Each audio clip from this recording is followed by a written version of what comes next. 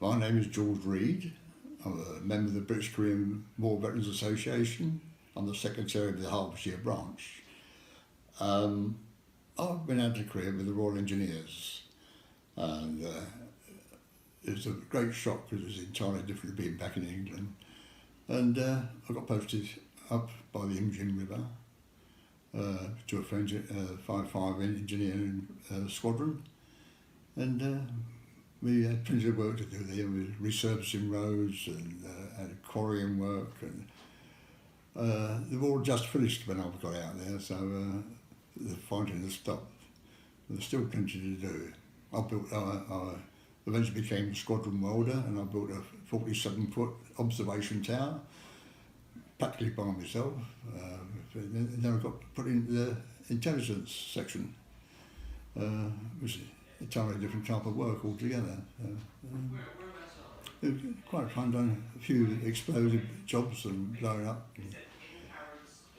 Well, I've done some welding under the Till Bridge, which would run the crossings over the Imjin River. This is for preparing for explosives in case the war started up again. So, I had plenty of work to do. It was very interesting, most of it. But I don't regret going out there. It was quite a different type of culture, and well, up where we were, there was hardly any people at all because all the villages had been either destroyed or they'd been moved back out of the danger area. Anyway. Did you know some of the comrades or people that fought in the British, armed forces that fought but that didn't make it back? Did you know anyone? Who fought out there? Mm-hmm. Yes, I was in the Territorial Army before I joined the regular army, and I was with the Royal Fusiliers, and I knew quite a few regular soldiers from the Royal Fusiliers who fought out in the Korean War. They were, post-traumatic stress they suffered. 2 or 3 of them suffered very badly from that, from what went on, but it wasn't recognised back in those days as such. So they were never treated, and they were quite introvert to themselves. It affected them quite badly. But they were so young. How old were you?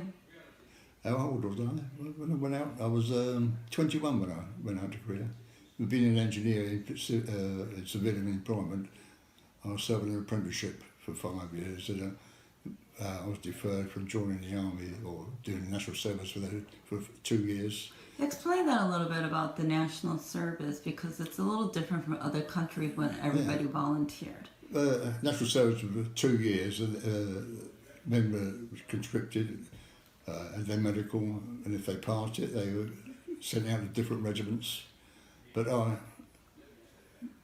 being military minded at that time, I signed on as a regular soldier. So we was all with national service. We'd done our training with the national service, and we was all posted out with national service with the different units around the world. But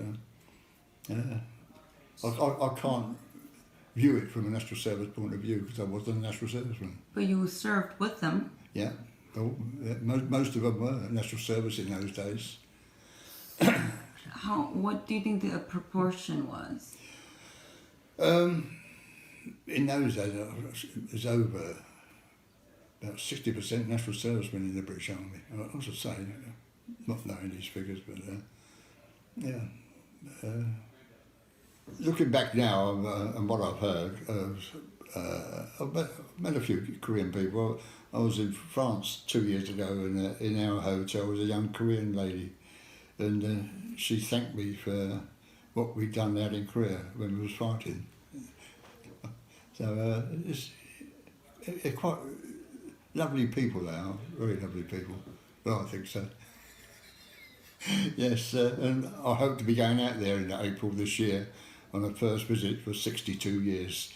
All going well, I hope to be there to see how the culture's changed, how the buildings changed. Because when I was there, the Seoul was in a pretty bad state. All except the Grand Duck Palace, which I remember visiting. I don't know if it's still there. And yes, but it's. I understand it's entirely different now. So I can compare the two different eras. You know. Well, I hope you enjoy the visit. I think you will. Yeah. I think you.